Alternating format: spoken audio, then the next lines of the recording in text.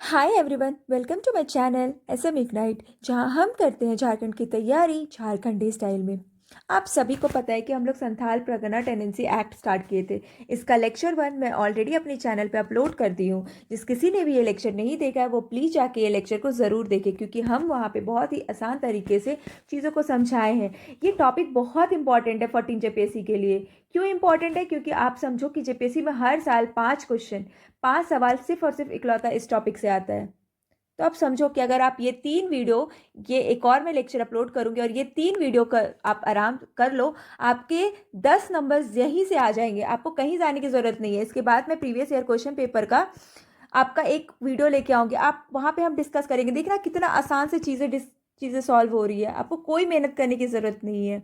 आप सिर्फ और सिर्फ मेरे वीडियो पर रिलाई कर सकते हैं। हाँ, पढ़ने के पहले या पढ़ने के बाद एक बार टेक्स्ट बुक ज़रूर रेफर करें, ताकि आपको पता रहे कि हम सही तरीके से चीज़ों को पढ़ रहे हैं या नहीं पढ़ रहे हैं। तो चलिए हम स्टार्ट करते हैं लेक्चर 2। देखो, अगर हम लोग थोड़ा सा डिस्कस करें अगर चीज़ों को, लेट मी, अगर पुरानी चीज़ हम थोड़ा सा डिस्कस करते हैं लेक्चर 1 के बारे में, तो चलिए देखते हैं लेक्चर 1 में हमने ऑलरेडी क्या क्या पढ़ा था। लेक्चर 1 में हमने देखा था कि संथाल परगना कौन से एरिया को बोलते, तो ये 6 डिस्ट्रिक्ट जो है उसको हम लोग संथाल परगना बोलते। इनको पुराने ज़माने में नारी खंड बोला जाता था, या तो दामीन आइको, या तो जंगलतारी।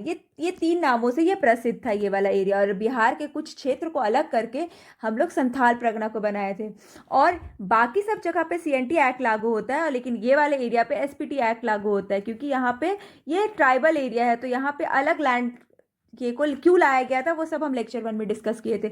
और लेक्चर 1 में हम लोग देखे थे कि हम लोग 3 चैप्टर को डिस्कस किए थे, 1, 2, 3। चैप्टर 1 में हमने देखा था कि क्या नाम है इस एक्ट का और ये कब लाया गया था, और कौन कौन से इंपॉर्टेंट डेफिनेशंस है जो इस चैप्टर में जो जो कीवर्ड्स यूज़ किए गए, वो सब के डेफिनेशन हमने चैप्टर 1 में डिस्कस किया था। चैप्टर 2 में हमने देखा था कि खास विलेज किसे कहते हैं, नॉन खास विलेज किसे कहते हैं। अगर कोई विलेज हेड को अपॉइंट किया गया है तो उसे पट्टा और या तो काबुलेनामा पढ़ना पड़ता है, और जब वो अपॉइंट हो जाता है तो जो लैंडलॉर्ड है उसे रिकॉर्ड ऑफ राइट जाके दे देता है।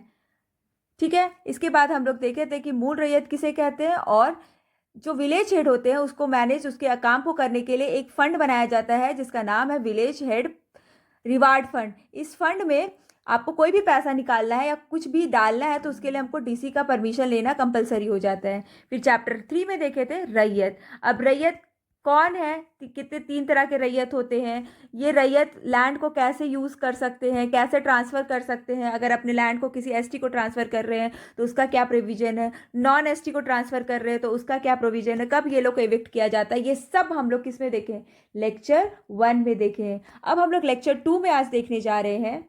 लेक्चर 2 में हम लोग देखेंगे कि चैप्टर 4, चैप्टर 5 और चैप्टर 6। चैप्टर 4 क्या है, वेकेंट लैंड और वेस्ट लैंड। को क्या होते हैं वेकेंट लैंड, क्या है वेस्ट लैंड, इसका क्या प्रोविजन है, यह सब हम इसमें देखेंगे। 5 में देखेंगे कि रेंट क्या है, रेंट के क्या प्रोविजन है। और 6 में देखेंगे कि अगर कोई भी लैंड है उसको फिर से लैंडलॉर्ड एक्वायर कर सकता है तो कैसे एक्वायर कर सकता है, उसके क्या क्या प्रोविजन है, ये सब हम आज के लेक्चर में देखने जा रहे हैं। तो चलिए हम स्टार्ट करते हैं। Let's get started. तो देखो लेक्चर 2 क्या है।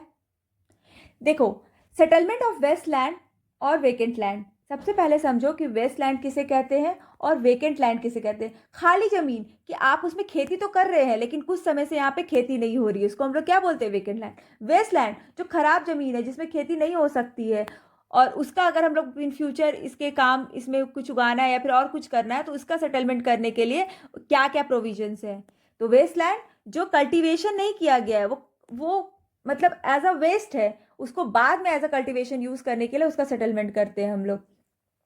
उसके बाद वेकेंट होल्डिंग, तो इसमें हम लोग टोटल 27 से लेकर के 42 तक पढ़ेंगे। अब 27 क्या है कि जो भी वेस्ट लैंड है ना उसका सेटलमेंट हम लोग या तो पट्टा या तो अमलनामा के नाम में प्रिस्क्राइब फॉर्म में करेंगे।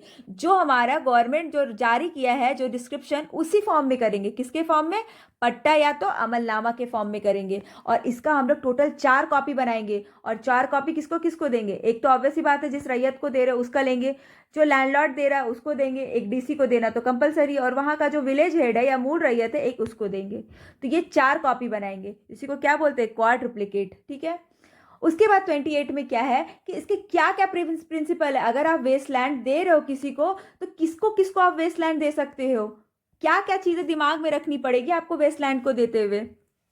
तो सबसे पहली बात है कि फेयर और इक्विटेबल होना चाहिए। ये नहीं कि कोई ज़्यादा पैसा दे दे रहा है तो आप उसको लैंड दे दो।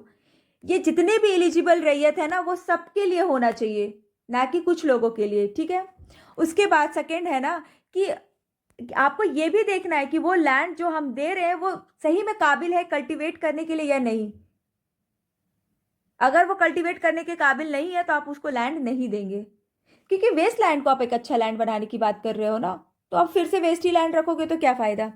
तीसरा प्रोविजन ये है कि जो वहाँ पे सर्विस दे रहे उस गांव में बहुत दिन से काम कर रहे, जब देखा जा रहा है कि हाँ वो सही में बहुत अच्छा इंसान है, उस चीज़ों को आगे बढ़ाने के लिए बहुत मेहनत किया, वो गांव को आगे बढ़ाने के लिए बहुत मेहनत किया है, तो उसको भी प्रेफरेंस दिया जाएगा। जो स्पेशल सर्विस वहाँ पे प्रोवाइड करा रहा है उसको प्रेफरेंस देंगे हम पहले। उसके बाद देखेंगे, मान लीजिए ये लैंड है, इसके बगल वाले लैंड वेस्ट लैंड को हम लोग को सेटलमेंट करना है, तो सबसे पहले ये जो लैंड का मालिक है ना, पहले हम उससे जाके पूछेंगे अगर वो एलिजिबल है तो, क्योंकि उसके लिए इजी हो जाएगा। ये लैंड अपना मैनेज कर रहा है, बगल वाला लैंड मैनेज करना है, तो पहले हम लोग इससे पूछेंगे। तो वही दिखाया proximity of land, land that is close to रैयत, ठीक है। नेक्स्ट हम लोग देखेंगे कि मान लीजिए वहां पे जो भी है ना, मान लीजिए ये रैयत है, यहाँ का नहीं, न्यू रैयत है, तो न्यू रैयत से पहले हम लोग देखेंगे जो यहाँ पे परमानेंट रेसिडेंट रैयत है, जो अपनी फैमिली के साथ इसी गांव में रह रहा है, हम लोग पहले उसको प्रेफरेंस देंगे। उसके बाद हम लोग न्यू रैयत को प्रेफरेंस देंगे जो बाहर से आके यहाँ काम कर रहा है, बाहर से आके यहाँ सेटल हुआ है। तो ये सारी चीज़ें हम लोग देखेंगे कि क्या क्या प्रिंसिपल है वेस्ट लैंड को अगर हम लोग सेटल कर रहे हैं तो क्या क्या चीज़ें दिमाग में रख के सेटल करना पड़ेगा। फिर हम लोग देखते हैं 29 में हम लोग डिस्कस करते हैं कि अगर मान लीजिए कोई विलेज हेड है, आप इसको लैंड सेटलमेंट का पावर दिए, तो ये आपस में ही नहीं, चाहे विलेज हेड या मूल रैयत, ये आपस में सेटलमेंट नहीं कर सकते। या अपने भाई को दे दिया, भतीजे को दे दिया, को इसी को हम लोग बोलते हैं कोमूल रैयत, उसको नहीं दे सकते हैं। अगर आपको ऐसा करना तो आपको डीसी का परमिशन लेना कंपलसरी है। DC is the head of everything, आपको डीसी से सैंक्शन लेना जरूरी है।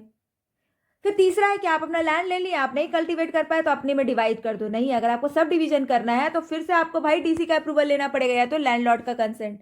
अगर लैंडलॉर्ड नहीं दे रहा है तो आप जाके डीसी से परमिशन लो, और डीसी को लगता है कि हाँ होना चाहिए तो वो कर देगा। डीसी इज द भगवान ऑफ दिस ये एसपीटी एक्ट संथाल परगना के लिए। 31 क्या बोलता है कि अगर कोई लैंड है उसको ज्वाइंटली ओन किया गया है, मान लो दो आदमी लोग मिल करके ये लैंड को ओन कर रहा है, तो उसको ज्वाइंटली सेटलमेंट होगा। अगर कोई फ्रॉड हो रहा है या कोई प्रॉब्लम आ रहा है तो डीसी देखेगा किसमें क्या प्रॉब्लम है, और उसी के हिसाब से डीसी इसका बंटवारा करेगा इस लैंड का।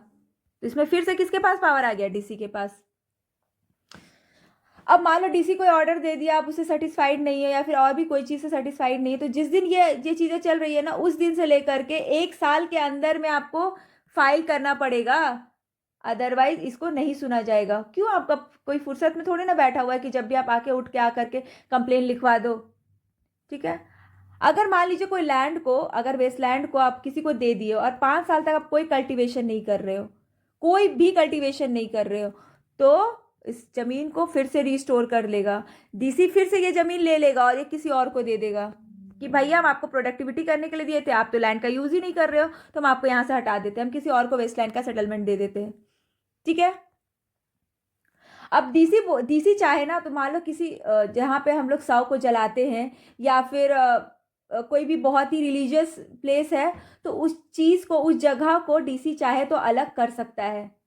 इसके लिए विलेज हेड से कंसल्ट करेगा और फिर वो बोलेगा हाँ कि ये वाला लैंड सही है, आप इसको पूजा स्थल बना दीजिए, और ये वाला लैंड है जहाँ पे आपको मरता है उसको जलाने के लिए ये लैंड दे दीजिए। तो उसके लिए विलेज हेड या मूल रैयत का कंसल्ट करता है डीसी, और उस लैंड को अलग कर सकता है, ठीक है। अगर मान लीजिए कोई वाटर रिजर्वायर है, ये लैंड है, यहाँ पे मान लो पॉन्ड है, ठीक है ना। अब इस लैंड में आप कल्टीवेट नहीं कर सकते, इसमें मिट्टी भरा करके आप कल्टीवेट नहीं कर सकते हो। अगर आपको ये सब करना है तो फिर से आपको किसका परमिशन लेना पड़ेगा, डीसी का। इसको कन्वर्ट नहीं कर सकते ये लैंड को किसी और पर्पस के लिए। वही चीज़ बोला गया है कि डीसी का अप्रूवल चाहिए अगर इसको करना है तो। अगर मान लीजिए ये गांव है, ठीक है ना, बाहर में एक सड़क निकल रहा है, आप बोलोगे कि हमको ये वाला लैंड में हम कुछ और कर रहे हैं, यहाँ पे आप मान लो बिल्डिंग बना दिए, तो ऐसा आप नहीं कर सकते हो।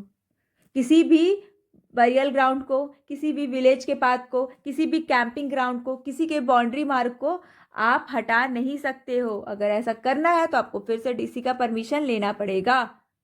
उसके बाद अगर मान लीजिए आप इस गांव में रह रहे हो, ठीक है ना, आपको अपना गाय वगैरह चराना, तो इसमें एक जगह ग्रेजिंग लैंड भी बना दिया जाएगा। तो आप यहाँ जा करके ग्रेज कर सकते हो, अपने गाय को चरा सकते हो यहाँ पर। तो ये क्या बता रहा है 37 कि आपके पास राइट है कि आप ग्रेज कर सकते हो अपने कैटल को। ठीक है।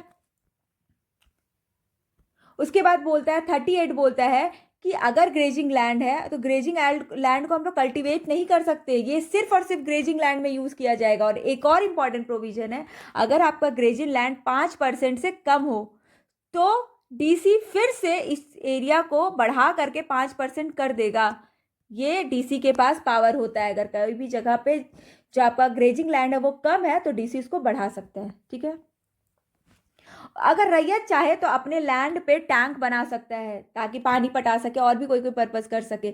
ये सबसे पहले लैंडलॉर्ड से परमिशन लेगा। लैंडलॉर्ड अगर मना करता है तो डीसी के पास जाएगा और डीसी को लगता है कि हाँ टैंक बनाना है चाहिए यहाँ पे, तो वो परमिशन दे देगा। इसके लिए लैंडलॉर्ड का कंपलसरी परमिशन जरूरी नहीं है। अब इसी खास टैंक में वो चाहे तो फिशिंग कर सकता है, इसमें भी कोई मना नहीं कर सकता है। ठीक है।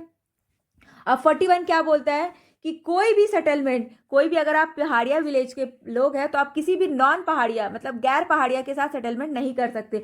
आपको अगर किसी लैंड का सेटलमेंट करना है तो पहाड़िया के साथ ही करना पड़ेगा, किसी और के साथ नहीं कर सकते हैं। अगर ऐसा कर रहे हो तो आपको इजेक्ट कर दिया जाएगा।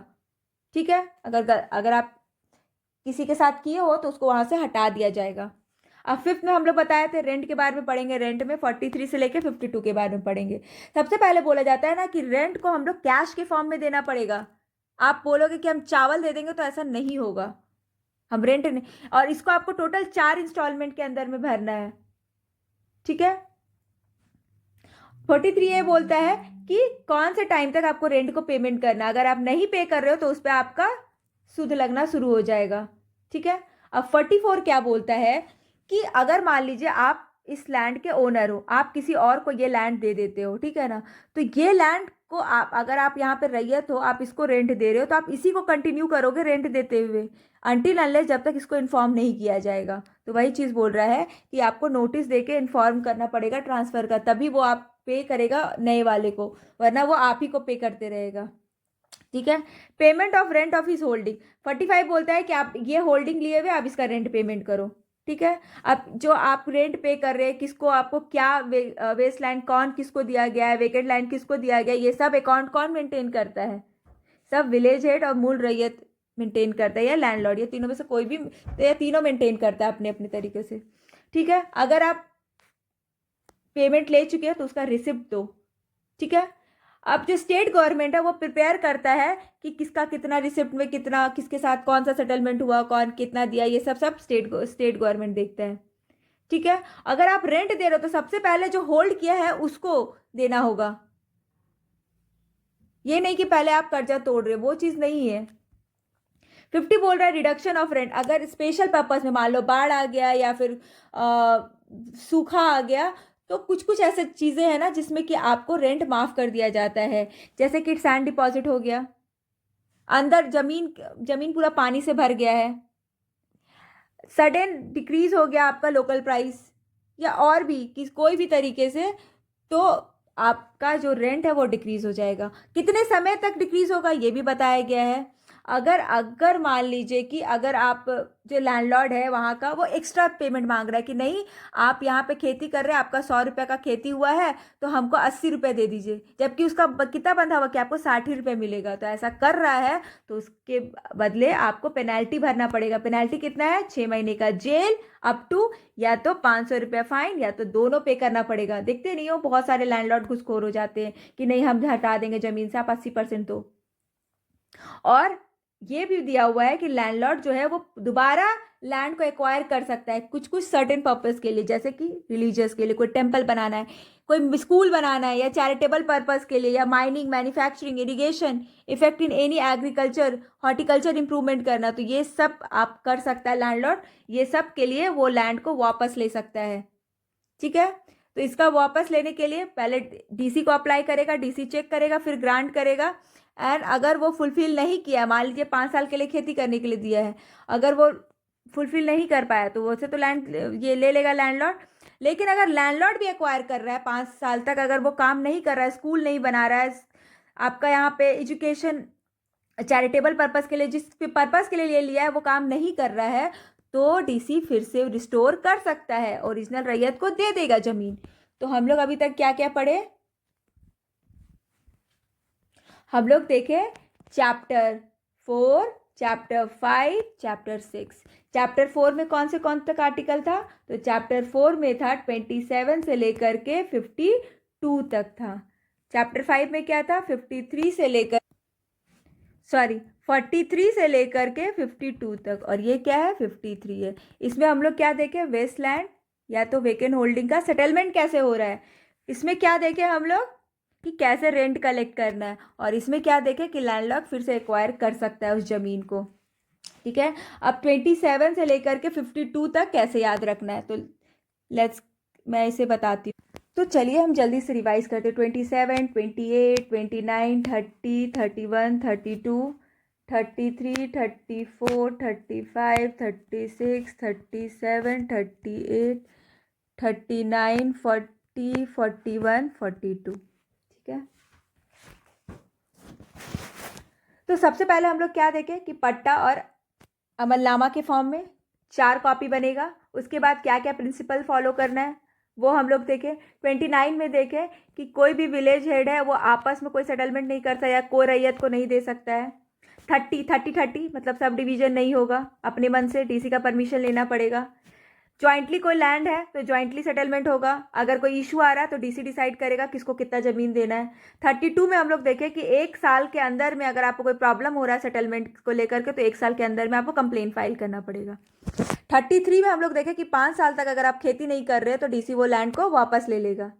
34 में हम लोग देखें कि कोई भी जहर स्थल है जहाँ पे मतलब बहुत ही रिलीजियस प्लेस है, उसका सेटलमेंट नहीं होगा। 35 में हम लोग देखें कोई भी वाटर चैनल्स हो गया या फिर पॉन्ड है, उसका हम लोग फिल करके कोई और पर्पज़ के लिए यूज़ नहीं कर सकते, उसमें कल्टीवेशन नहीं कर सकते, इसको कन्वर्ट नहीं कर सकते किसी और चीज़ में। 36 में देखें कोई भी विलेज रोड हो गया या फिर रिलीजियस प्लेस हो गया, और भी कोई भी एरिया है, उसका भी सेटलमेंट नहीं होगा। उसके बाद हम लोग देखें कि सबके पास राइट है कि ग्रेज कर सकता है अपने कैटल को ग्रेजिंग लैंड पे। ठीक है, 38 में देखते हैं कि ग्रेजिंग लैंड को हम कल्टीवेशन के लिए यूज़ नहीं कर सकते हैं। आपको अगर कल्टीवेशन इसमें कर ही नहीं, अगर ये ग्रेजिंग लैंड है 5% से कम है तो डीसी इसके एरिया को इंक्रीज कर सकता है। ठीक है, 39 में हम लोग देखें कि टैंक अगर चाहे तो वो बना सकता है। 40 में देखें कि उसमें फिशिंग कर सकता है, फिशिंग राइट है। 41 में देखें कि पहाड़िया को ही लैंड ट्रांसफ़र कर सकता है। और 42 में हमने देखे कि अगर कोई भी इलीगली उस लैंड को ले रहा है तो हम लोग इविक्ट कर सकते हैं। फिर हम लोग चैप्टर 5 में देखें, चैप्टर 5 में हम लोग क्या क्या देखें, कहाँ से कहाँ तक देखें? 43 से लेके 52 तक। ठीक है, अब देखो 43, 44, 45, 46, 47, 48, 49, 50, 51, 52, 53। ठीक है, अब देखो हम लोग इसमें बोले कि रेंट हम लोग काइंड में नहीं दे सकते, हम लोग को कैश में देना पड़ेगा। ठीक है, और 4 इंस्टॉलमेंट में देना होगा।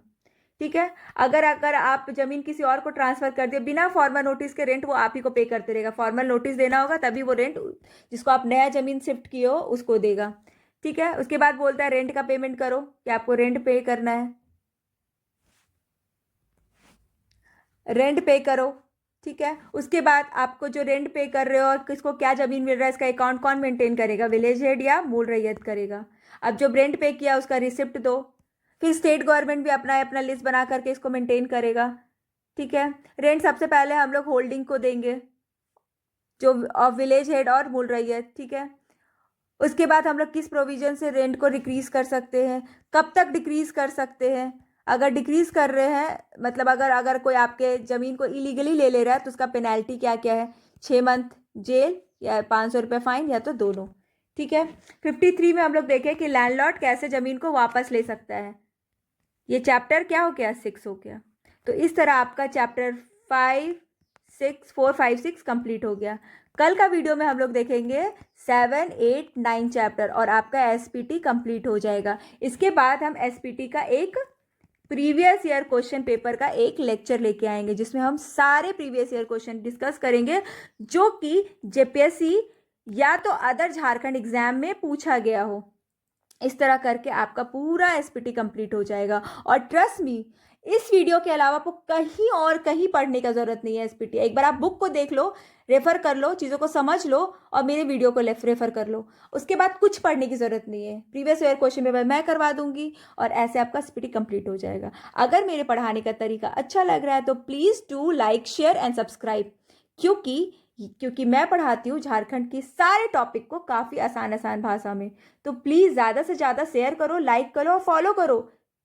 तब तक के लिए बाय, जोहार। मिलते हैं अगले वीडियो में। Bye bye.